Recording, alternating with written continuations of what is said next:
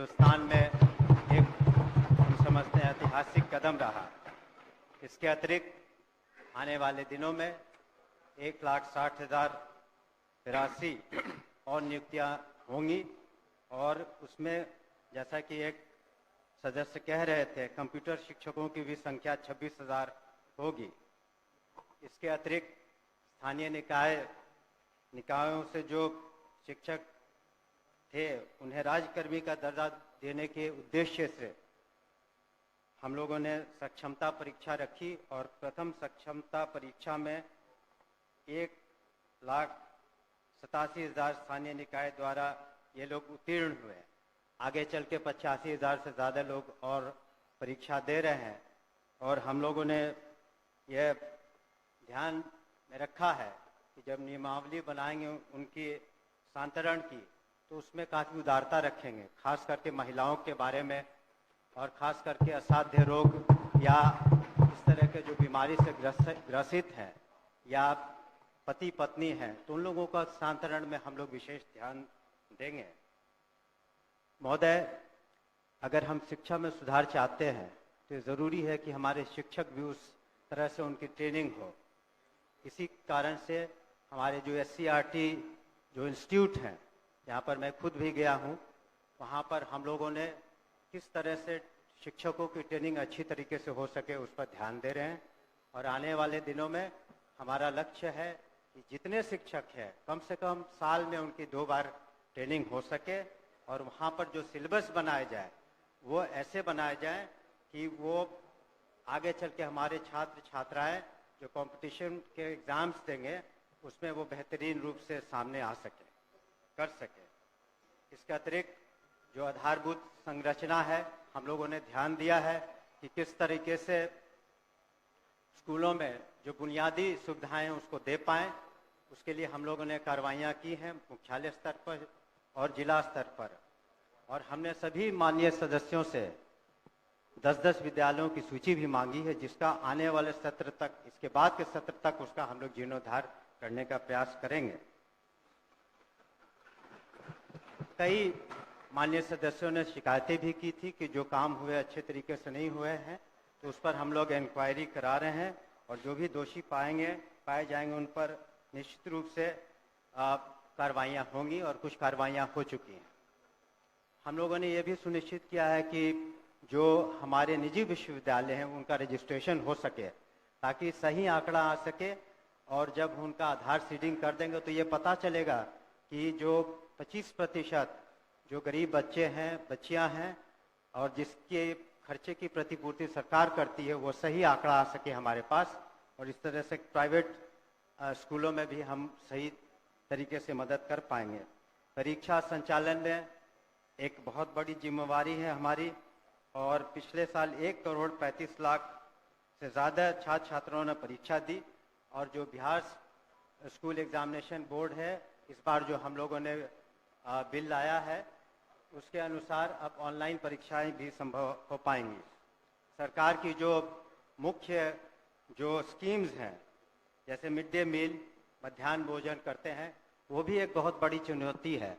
उसमें नित्य 1 करोड़ करीब 10 लाख बच्चों को हम मध्याह्न भोजन सही तरीके से देते हैं और उसमें जो अगर शिकायतें मिलती हैं तो हमारे कमांड कंट्रोल सेंटर पर कोई भी व्यक्ति उसके बारे में सूचना दे सकता है, उसके बारे में हम कर सकते हैं। और डायरेक्ट बेनिफिशियरी ट्रांसफर्स हम करा रहे हैं, स्टूडेंट क्रेडिट कार्ड भी हो रहा है। और अंत में मैं कुछ आंकड़ों को प्रस्तुत करना चाहूँगा जिससे पता चलेगा कि किस तरह से शिक्षा में गुणात्मक सुधार आए हैं। शिक्षकों की संख्या महोदय 2006 में 1,80,000 थी, इस बार 2024 में 5,77,000 है। इस तरह से विद्यालय में जो छात्र और शिक्षक का अनुपात था पहले जो 65 और 1 का था अब 32 और 1 का हो गया। उसी तरह से साक्षरता दर में महिलाओं में पहले 33% थी अब 74% हो गई है। आउट ऑफ स्कूल चिल्ड्रन जो है 1% से कम हो गए हैं और बजट में 11 गुना से ज्यादा वृद्धि हुई है। अतः मैं अपने शेष अब जो एक मिनट हमने टाइम, अब कहाँ टाइम है, अब समय कहाँ है?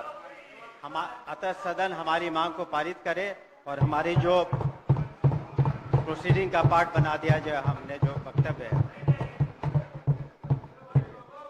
क्या माननीय सर श्री अजय कुमार सिंह अपना कटौती प्रस्ताव वापस लेना चाहते हैं? बोलेंगे तब ना। हाँ तो ले लीजिए महोदय, पुनः आग्रह करते हैं कि बने। प्रोसीडिंग का पार्ट बताइए।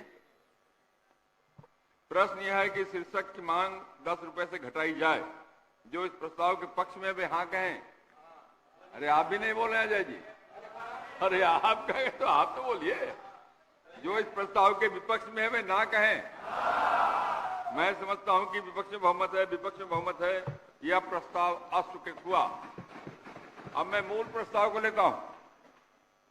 प्रश्न यह है कि शिक्षा विभाग के संबंध में प्रथम अनुपूरक व्यय विवरण के अनुदान तथा नियोजन की मांगों की अनुसूची में सम्मिलित योजनाओं के लिए 31 मार्च 2025 को समाप्त होने वाले वर्ष के भीतर भुगतान के दौरान जो व्यय होगा उसकी पूर्ति के लिए बिहार विनियोग संख्या 2 अधिनियम 2024 के उपबंध के अतिरिक्त 10,391 करोड़ 30,83,000 रुपए से अनधिक अनुपूरक राशि प्रदान की जाए। जो इस प्रस्ताव के पक्ष में वे हाँ कहें, जो इस प्रस्ताव के विपक्ष में वे ना कहें। मैं समझता हूं कि पक्ष बहुमत है, पक्ष बहुमत है, यह प्रस्ताव स्वीकृत हुआ, मांग स्वीकृत हुई। माननीय सदस्यगण, आज के लिए निर्धारित कार्यों के निष्पादन होने तक सदन की सहमति से बैठक की अवधि विस्तारित की जाती है।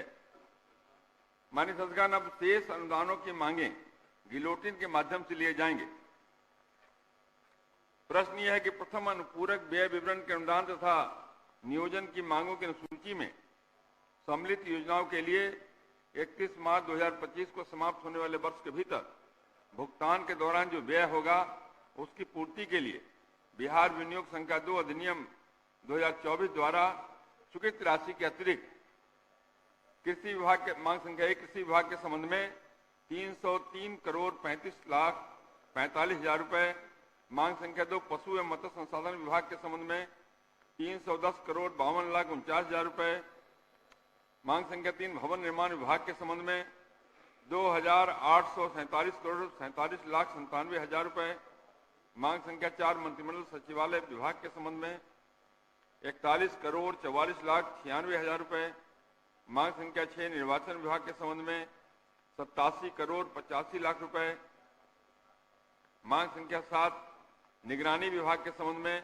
48 लाख रुपए, मांग संख्या 8 कला संस्कृतियों के संबंध में 17 करोड़ 44,28,000 रुपए, मांग संख्या 9 सहकारिता विभाग के संबंध में 78,20,000 रुपए,